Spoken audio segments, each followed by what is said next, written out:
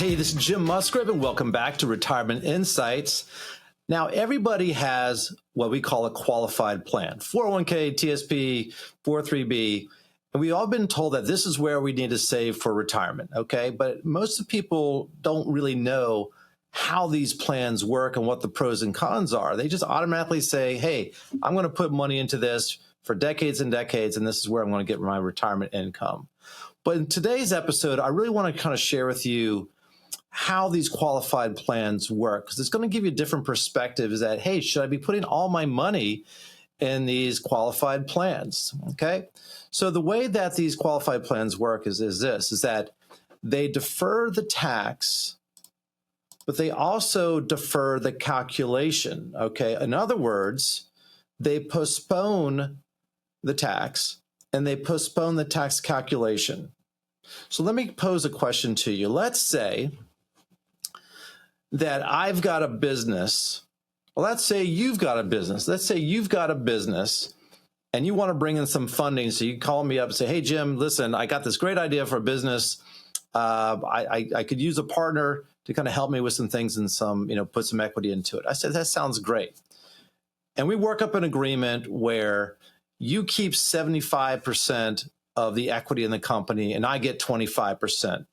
And we're all good. You grow the business, you become more successful, start making more money. And sometime down the road, I say, you know what? I'm going to change the terms. I think I'd really like to take 35% of the equity in the company. And you're going to say, what are you talking about, Jim? Listen, we agreed to 75 and 25. I don't know where you're coming up with this crazy idea that you deserve another 10% equity in my business. I said, well, that's just kind of how it is. I really want more equity. Okay. In that situation, what would you do? I mean, that'd be a horrible situation. Okay. Now, when it comes down to 401ks and our taxes, that's exactly the situation that we're in with taxes of our qualified plans, right? Because we are getting a current year tax deduction into our 401ks based on our current tax rate. But what if taxes go up and Congress changes the law? Say, hey, Jim, you made this contribution in the 22% tax bracket, but we're going to change the tax rate so you're in the 28% tax bracket or whatever that could be. All right. So that's the risk of qualified plans. Not only do they postpone the tax, but they postpone the tax calculation and they can change it to anything that they want. Okay. Now, if the future tax rates are lower, then we've got more money in our pocket when we pull the money out. But if taxes are higher, we've got less money. Okay. So when you start looking at the tax history right here, so let's say you had, I'll just make it up. Let's say you had $1 million in a qualified plan. And let's say between federal and state, you're in a 30% tax bracket. Again, this is all hypothetical examples right here. So your $1 million account, okay, you're looking at your statement and you say, hey, listen, I got $1 million. I'm feeling really good about things. But guess what? That's not what you have. You've got your million minus what you got to pay in taxes. So, how do you feel about the government taking, 30% of your hard-earned money? Okay. And if we look at this graph right here, you can see that tax rates have really varied in level for, over a century. You go back into 1945, where the highest tax bracket was 94%, and the threshold to reach that was only $200,000. Now, that $200,000 back then would buy a lot more then than it does today. But my point is that what the Congress does is that not only do they change the tax rates, but they change the thresholds of where those tax rates are. In my last episode, I talked about the Tax Cuts and Jobs Act possibly expiring in 2025, and that's exactly what they're doing. So if we go back here to where we are right now, the highest tax bracket is 37%, and the threshold is $731,200. That's here in 2024. Well, that could easily change. So if you look at the average taxes over history, it's been over 56%. And that's crazy. All right. And so we look at these taxes and we're looking, historically speaking, that taxes are much lower than they have been in the past. And one of the big concepts, one of the big ideas that we talk about in planning and retirement planning is that our tax is going to go up or tax is going to go down. And if you go to the usdebtclock.org, again, it's usdebtclock.org, you can see what our national debt is. And it's interesting. I started doing my Social Security seminars about 8 years ago. And the national, I would take people to this website, and it was roughly 18 or 19 trillion. Now today it's over 34 trillion. And you can see that the amount of revenues that are coming in do not keep up with the amount of outlays going out. In fact, we've got about 1.7 trillion going out more than coming in terms of national revenue. And when you scroll down here to the bottom part of the screen, you're going to see that in terms of unfunded liabilities, you've got Social Security, Medicare, and U.S. funded liabilities. I mean, so liabilities per citizen is over $638,000. Okay. So when you're looking at the amount of debt and the spending in this country, okay, do you think taxes are going to go up or are going to go down? Okay. I'm in the camp that taxes are going to go up. Okay.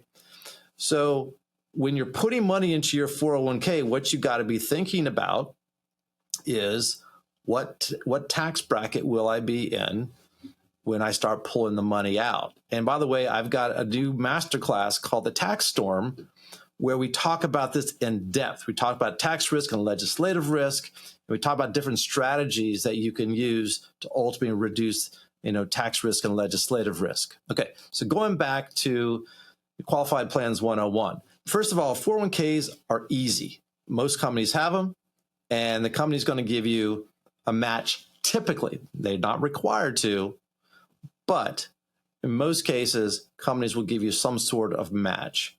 So if you do participate in a 401k, you want to at least contribute up to the company match. It can help offset the future tax liability. So that's good. Don't pass up the free money. The downside of qualified plans is that they give you little to no access to the capital that you have. Yes, you can take a loan from a 401k, 403b. All right. But there's always strings attached. First of all, they limit you to how much you can take out, which is roughly $50,000. And the second thing is that when you file the paperwork to take a loan out of your 401k, they put you on an automatic repayment plan. And you've got 5 years to pay back 100% of that loan that you took out of your 401k. And every penny that you don't pay back is taxable at your ordinary income tax rate. And if you're under 59.5, they'll tack on a 10% penalty on top of that. Okay.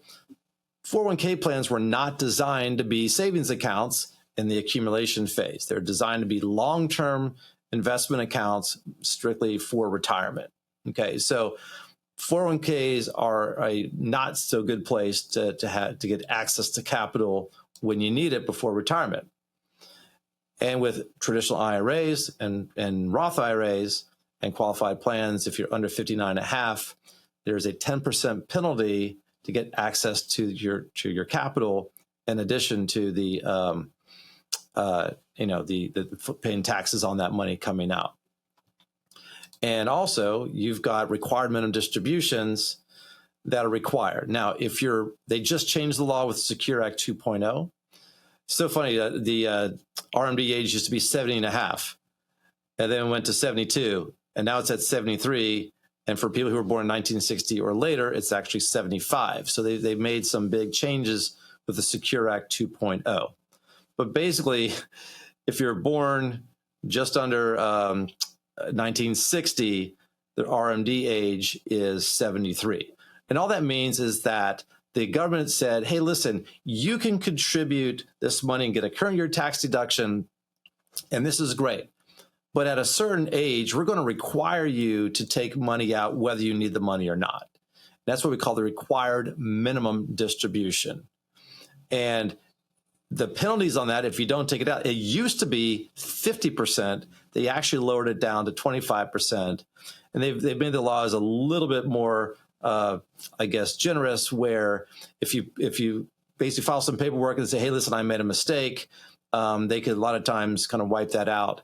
But the bottom line is that you've got to take the required minimum distribution, and ignorance is not an excuse. Okay, the IRS doesn't really have a sense of humor. Okay, so those are the main things that you want to consider with a 401k, right? You've got typically pre-tax contributions, fully taxable on the way out, lack of liquidity, and you got to take the required minimum distributions. Now, for most people, actually most plans now have a Roth 401k option, which I highly recommend. If that is available to you in your plan, I highly recommend you doing that. So on a personal note, I'm maxing out my 401k. My wife is maxing out her TSP. She's a federal employee. And both of us are in a fairly healthy tax bracket. And we're both putting 100% of our personal contributions into the Roth 401k and TSP. So I'm of the camp that taxes are going to go up, and I'm making the bet that I'm going to be potentially in the same or higher tax bracket when I pull the money out in retirement. So that's something to take into consideration with that. Now, if you want to know what your tax bill is going to be when you pull money out in retirement, if you go to my website, jimmusgrave.com, right on the homepage, I got a little thing that says, could your tax bill in retirement be too big? And so you can actually request a free tax report. And in this tax report, you just fill in some basic information. You put in your age, you put in the approximate value of your IRA, your 401k. Basically, if you've got multiple, qualified accounts, just put in that total. But you want to do it per person. So if you're married, put yours in. For your spouse, put theirs in separately, okay? Because you may be different ages, and it's just a little cleaner if you've got a married couple. Each of you request your own report so you can see what your tax bill is. But it's really simple. You put in your age, the value of the qualified accounts, your first and last name, your email, and a number, and then you will automatically receive a report that kind of shows you what your tax bill is going to be. Okay, so as I said, this is one of the things that we do for our clients all the time. And again, if you're watching the podcast, this is just something free that you want to take advantage of. So again, go to the website, just jimmusgrave.com. You can request the report. If you go to the podcast, there's other episodes and other handouts that you can get. So I highly recommend you do that. So hopefully this episode was helpful, just to have a better understanding of how qualified accounts work, because this is where most people have the majority of their portfolio. And you really need to understand the internal workings of that in order to kind of think about the tax planning and the distribution planning on the way out. So again, if you haven't hit subscribe to the YouTube channel, please do that. Connect with me on LinkedIn, and also look me up on Facebook, just James C. Musgrave, CRPC, and join our Facebook community, because I'm constantly posting great information like this on there. So listen, the next episode that we're going to talk about in depth required minimum distributions. Okay, so there's a lot of rules with that, and so you don't want to miss the next episode. Then the episode after that, I'm going to be doing a whole series on Roth conversions. Okay, so just a little teaser there. But listen, I hope you enjoyed this, and I look forward to talking to you soon. All right, take care now. Bye.